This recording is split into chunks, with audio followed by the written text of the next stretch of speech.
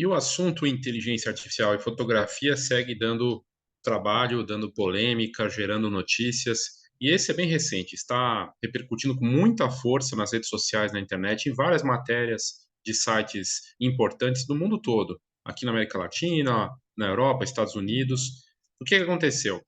Esse fotógrafo, na verdade, não é fotógrafo, ele é um artista digital, o Boris Eldagacy, alemão. Ele era fotógrafo e se tornou um artista digital que usa a inteligência artificial para criar obras, né?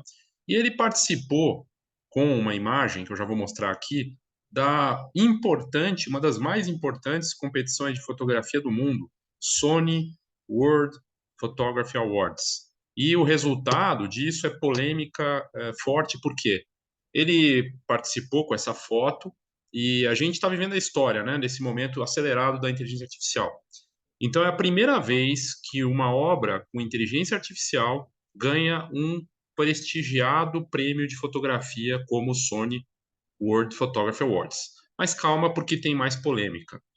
Ele foi chamado para falar no palco para receber o prêmio e ele recusou o prêmio. Falou que não deveria competir fotografia tradicional, digital, como a gente conhece, com inteligência artificial, que são coisas distintas.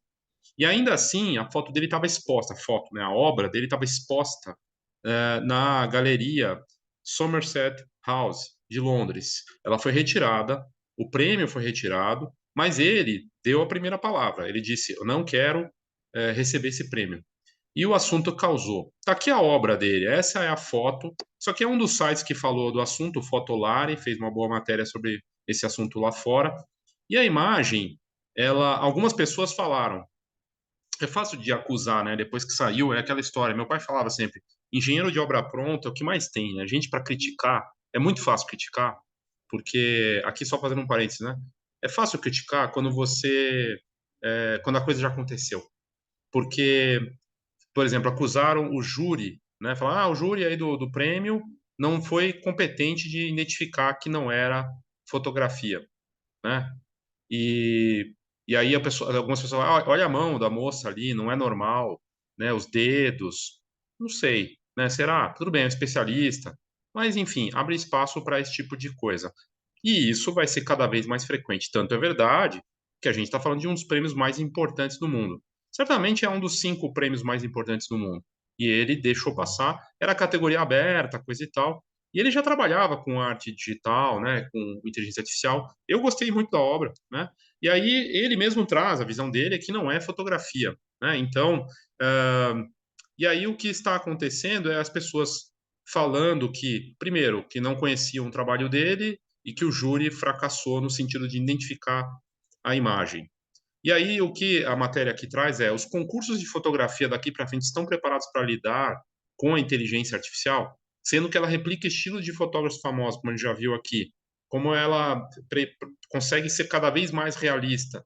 O Midjourney na versão 5, a gente está falando de pouco tempo, né? Já chegou na versão 5 super realista, cada vez mais. Dentes, dedos estão melhorando. Então, tem uma questão aí. E aí, enfim, mas o Boris, ele subiu lá no palco, recusou o prêmio, postou no Instagram, tá aqui a postagem dele falando, e faz pouco tempo, eu recuso o prêmio do Sony World Photography Awards na competição aberta, na categoria de criatividade, na cerimônia de Londres. Obrigado por selecionar minha imagem. E isso tornou esse momento histórico. Pois é, a primeira imagem gerada com inteligência artificial a ganhar um prestigiado prêmio internacional de fotografia. E aí ele fala: quantos suspeitaram ou sabiam que era uma imagem feita com inteligência artificial?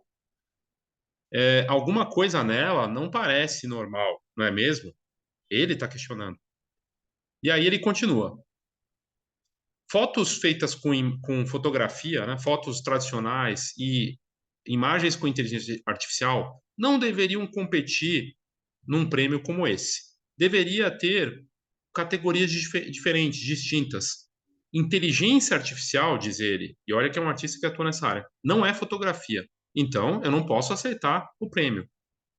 Eu entrei como um curioso, um provocador, para ver se as competições estão preparadas para que as inteligências artificiais entrem nessas competições. Elas não estão. E o mundo da fotografia tem esse debate aberto. Uma discussão sobre o que a gente considera fotografia e o que a gente não considera fotografia. E aí ele fala: o guarda-chuva da fotografia está aberto o bastante para convidar a inteligência artificial para entrar? Ou isso seria um erro? Com a minha recusa, eu desse prêmio, espero poder acelerar esse debate. Momento histórico que a gente está vivendo. Eu achei a obra fantástica, falar bem a real, assim, achei incrível. E aí, assim, antes de entrar na questão de ser fotografia ou não, aliás, comente aí se você puder, enfim, eu vou colocar isso também uma versão menor no TikTok e no Instagram, mas é um debate interessante, né? Uh, eu acho que é um assunto interessante. Agora, é, se é fotografia ou não, talvez não importe muito, porque é uma nova forma de fazer arte e abre possibilidades, né? Então, e aliás, assim, e se, olha só que como é complexa a situação. Você combinar suas fotografias feitas por você, seja analógica ou digital, e usar a inteligência artificial ou arte generativa para alterá-la de alguma forma. E aí, o que ela é? Porque não foi alterada completamente. Uma releitura. Até que ponto? Qual a intensidade? Como os concursos de fotografia respeitados de fora, como esse e outros, vão lidar com isso? E como vão identificar isso? Né? Então, aí no debate do Twitter, pessoas defendendo, falando que foi um erro, coisa e tal, mas também já mostra quanto é importante. Outros falando que era só ter olhado os dados, metadados da obra para ver que foi OpenAI, coisa e tal, e tudo mais. O debate é intenso e está só começando. Começando no sentido que vai se ampliar, vai se intensificar. Agora, não dá para negar que não é à toa que essa obra recebeu um prêmio. Por mais estranho que ela possa parecer, por mais que ela não realmente não pareça, tem algo esquisito nela, coisa e tal, ela, ela é uma obra de arte interessante, né? Pelo menos para mim, eu achei que não é à toa que ela levou o prêmio. Então, mas ele tem razão, talvez, em abrir. E aí eu vou trazer aqui a coisa do N-Foto, né? A gente tem um grupo, nosso grupo de fotógrafos e fotógrafas, estamos em 80, crescendo, e eu acredito que o futuro da fotografia vai se conectar com essas novas tecnologias, sem esquecer do passado, mas vai se conectar com blockchain, com inteligência artificial.